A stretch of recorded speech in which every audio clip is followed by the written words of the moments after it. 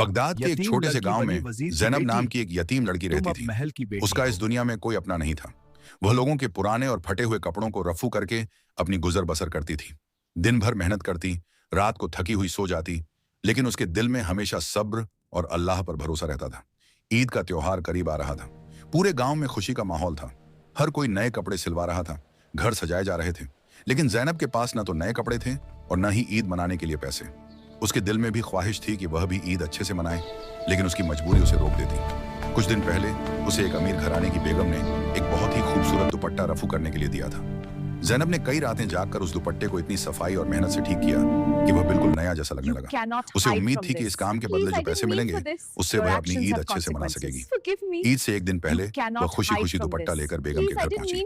लेकिन जब बेगम ने दुपट्टा देखा तो उसने उसमें एक बहुत छोटी सी कमी निकाल दी और गुस्से में आकर कहा, यह काम ठीक नहीं हुआ, मैं इसके पैसे नहीं दूंगी। जैनब का दिल टूट गया। उसकी सारी मेहनत, उसकी उम्मीदें सब एक पल में बिखर गईं। वह चुपचाप वहां से निकल गई, आंखों में आंसू लिए। रोती हुई वह बाजार से गुजर रही थी। तभी उसने देखा कि एक अंधी बुजुर्ग औरत कीचड़ में गिर गई है। उसकी लाठी भी टूट चुकी थी। आसपास बहुत लोग थे, लेकिन कोई उसकी मदद नहीं कर रहा था। सब अपने काम में लगे हुए थे। जैनब खुद दुखी थी, भूखी थी, लेकिन उसने अपनी परेशानी को भुला दिया। वह तुरंत उस बुजुर्ग औरत के पास गई। उसने अपने दुपट्टे से उनके हाथ साफ किए, उन्हें सहारा देकर उठाया और धीरे धीरे उन्हें उनके घर तक छोड़ आई। बुजुर्ग औरत के पास देने के लिए कुछ भी नहीं था, लेकिन उसने प्यार से जैनब के सिर पर हाथ रखा और कहा, बेटी, जिसने आज मेरे अंधेरे में रोशनी की है, अल्लाह उसकी जिंदगी में कभी अंधेरा नहीं आने देगा।